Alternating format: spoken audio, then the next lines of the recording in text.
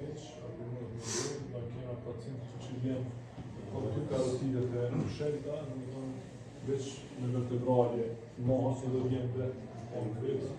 Problemi është për një plak që është në karotide, rupturohet dhe që në emboli nalt, është një rrugë tani që shkon në embolia që njek, shkon zakonisht rruga që kena ka atë ende, që të arsye dhe shumica e pateve janë që ka natyrë embolike, janë kranish me ACM, shumë ma rrallë janë qekullime të pasëm.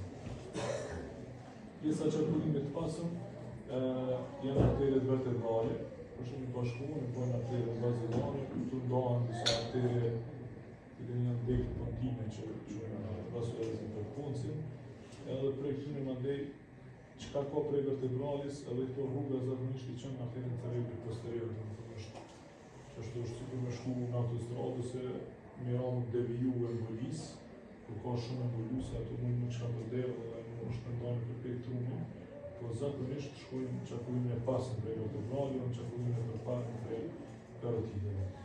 Arterja karotis eksterna është ma pak e rëndësishme në egzaminimin rutin, kena me pa të malformacionet venoze, arteriovenoze durale, egzaminimi që saj arterjes ka rëndësi shumë të madhe.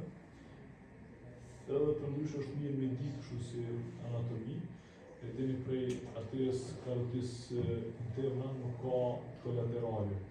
Në thonë dega e parë që ndohet, nuk ka kolaterale pjesën cervikale. Dega e parë që ndohet është perioftalmik.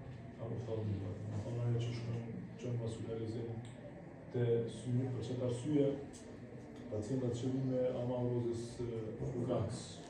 Në e pacient se edhe arterja oftalmike i bjen embolusit këgja shumë me thyr rrugën, në shku drejt ka ACM, po me hinë arterja oftalmike.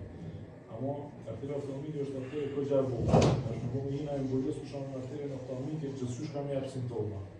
E ka embolusë plot që shkojnë në ACM, edhe nuk japin kur simptoma.